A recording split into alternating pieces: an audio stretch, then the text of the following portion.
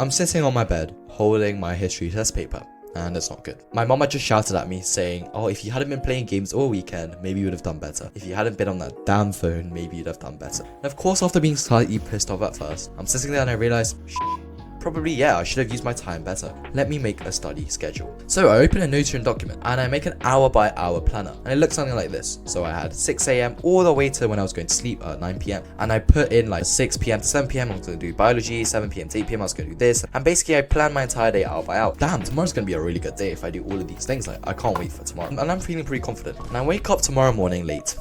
I set an alarm for 6 a.m. but now it's 7. And so like I'm rolling out of bed like confused, discombobulated, disorientated. And by the time I've like got ready, brushed my teeth, I put my clothes on, it's 7:24 a.m. and I'm panicking because I already missed a whole block, the 6 to 7 block. And now 7 to 8, I'm meant to be doing physics, but like half of the time's already gone. And since I've already missed the 6 to 7 block, which was meant to be biology, I think, oh, should I do biology first and then physics? And then I glance at my clock and it's already 7:36. And I'm really panicking like, oh, I said I'd do bio first, but then I'm rushing that, and I don't know. And suddenly it's 8. Before I know it, I have to go have breakfast and I've done nothing all morning. And I decided since this day's messed up, I'll just give up today and start tomorrow. Guess what I do for the rest of the day?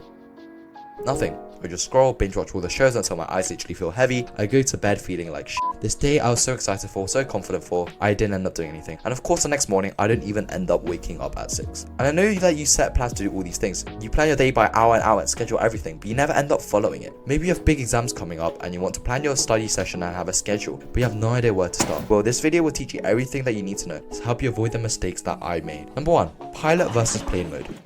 Now, I've talked about this before, but briefly, you have 2 modes, the pilot mode and plane mode. And so pilot mode is when you're setting the plan, you're setting the destination, the decision. Like, okay, so I'm going to be studying today, I'm going to be doing Latin revision, I'm going to review all my set texts, so that you're in pilot mode, you're like actively setting the destination, making all the decisions. And plane mode is the mode you're in when you're just following that. So like, say I plan like tomorrow, I'm going to do Latin revision, and then tomorrow, like when I wake up and do it, and that's me in plane mode, because I don't have to make any decisions. I'm just following what I've already planned out. The thing is, most people are in pilot mode for the majority of their days, but that's really, really bad because you work best when you're in plane mode. When you're in flow state, that's basically when you're just following the plan you already have. You're in plane mode and you're gliding smoothly. But what your days look a lot of the time is like you are switching between this pilot and plane mode. You're not able to focus on one and you end up losing a lot of momentum because of this. So for me, the problem was like I wake up and I know what I have to do. I'm in plane mode because I have a morning routine. I've been doing this for every single morning for like a year. So I wake up, I like brush my teeth, I go downstairs, I stretch, do pull-ups, drink water, that's all good. After that, I sit down to do some like past paper questions because that's what I've just been doing. It's part of my routine. But after that, I have to go back into pilot mode because I have no idea what to do for the rest of my day. I look at all my tasks and I'm thinking like, yeah, what should I do? Like, oh, should I do this? I'm going to do bio revision. I have to get all my books. I waste a lot of time deciding. And then after I do biology in plane mode again, I have to switch back again to pilot mode to decide what to do. And this is really inefficient. This is why schedules are good. You get to plan everything in advance and go straight in. But when you make your schedule, make sure it's specific and you know what task it is that you have to do. So for example, a lot of the mistakes that I used to do and the things that you might be doing is when you say, I want to be doing maths revision today. Maths revision is so vague. So there's a lot of things you could be doing. You could be doing like practice questions for your textbook, you're watching videos. You don't actually know what you're going to do. So you have to switch back to pilot mode. So instead, to avoid all that, what I like to do when I plan is like, for example, I'm going to sit down, I'm going to do questions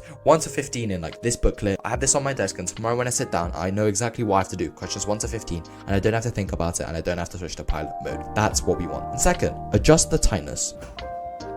Psst. And by the way, I've been working on something really big that will help you transform yourself and become an academic weapon. And if you want to be the first to hear about it, make sure to sign up below in my email list. The second thing you do when you create a study planner is to actually avoid this hour by hour planner. Because back in the intro, I woke up late and I missed a block and I was panicking that everything was like pushed this way by an hour. It was too rigid and not flexible. So I ended up giving up on that entire day because the entire day was ruined just by me not being able to start at the correct time. Let's be honest. Inevitably something's going to come up. There might be traffic, your alarm might not go off, your parents might want you to go out for lunch. You're not going to be able to follow an entire hour by hour planner. And whenever you miss it, you're inevitably going to feel stressed. You're going to feel like you messed up. And so this is a really bad mentality to get into. And that's why I ended up wasting the whole day. When in reality, just because I woke up an hour later doesn't mean my day is ruined. I still have 10 hours left in the day. And if I used the rest of the time I did had wisely, I'd have made so much progress. So to counteract this, adjust the tightness. What I found works really well is to divide your day into 3 blocks. The morning, afternoon, and evening. And then underneath each of these headings, write down 1 or 2 or maximum 3 tasks you want to get done in this block. And so now it's blocks instead of hours. As long as you get the tasks you said you wanted to do in those blocks, it gives you so much more flexibility and freedom. If something comes up, that's fine, but you still have the rest of the morning or the rest of the afternoon to do the thing. And sometimes I just go a step further, and now what I do is under each day, I just have a list of the tasks I want to get done. Because at the end of the day, it doesn't matter if like I do all the tasks in the morning or in the evening, spread them out in like an hour by hour fashion. As long as I get the tasks I said I want to get done in the day, that's all that matters. And this makes it so that when something comes up, your parents want you to like do some chores, you're not feeling stressed. I remember like when my parents like suddenly like told me, oh, we're going to the park or like we're going to the restaurant, I'd be really like pissed off because I'd made an entire plan for the day and I couldn't even enjoy like the time with my parents, and it was just a really negative experience. And you probably can relate. You made yourself like a study plan and something comes up, it's just a really bad feeling to have. And so to counteract this is to actually give it more flexibility. Either divide your day into these blocks or just plan for the task you want to do in entirety in the day, and I find that works really well. Number 3 is breaks.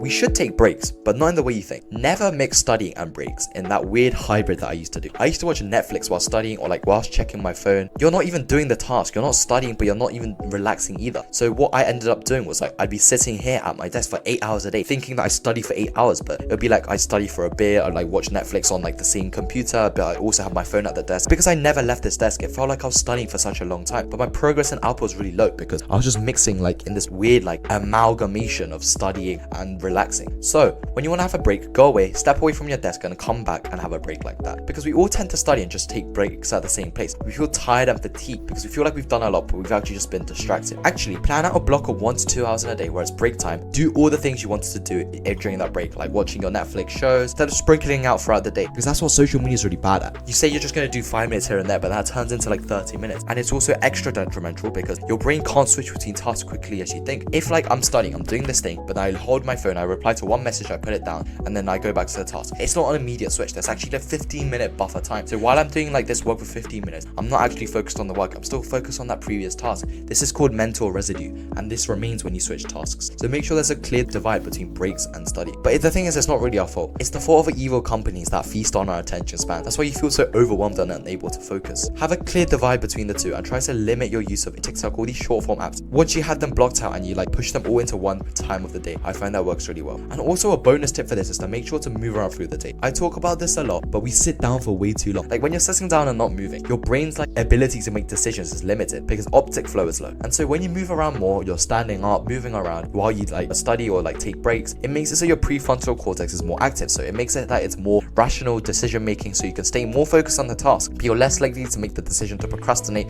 or to push things to later. So what I've been doing lately is I've actually been standing up while I work, and the way I do this is I use this desk that FlexiSpot sent me, and it's really good because it's a standing desk, of course, and you might think it's quite overkill, like having to stand up while doing work, but it's really true. Like because I'm not sitting down and I'm moving around and I feel like I have control over how I work, I find myself focusing way more. It's such a great addition to my work pace, and as you can see, the quality is really good, the sound is really smooth, and another amazing benefit is I can just walk into my room and do work frictionlessly because I'm standing up. I walk in, I just come on my computer, do a bit of work, and I find that it's a really great way, and it allows movement, makes me get better ideas, and it's just an amazing addition to my productivity. So really good investment for studying, and I literally changed this height while I was recording this and you guys couldn't even hear it right. It's really seamless, quiet, and an amazing addition. And if you want to check out the desk that I'm using, the link is in the description. And study schedules are simple. You have to make sure that you're in play mode and plan precisely what you're going to do. Make sure it's not restricting, and then manage your breaks carefully and move around more. If you want more help with this, make sure to join my free online community, Superior Students, as a way to take action and immerse yourself with students. And as always, take action, and I'll see you next time.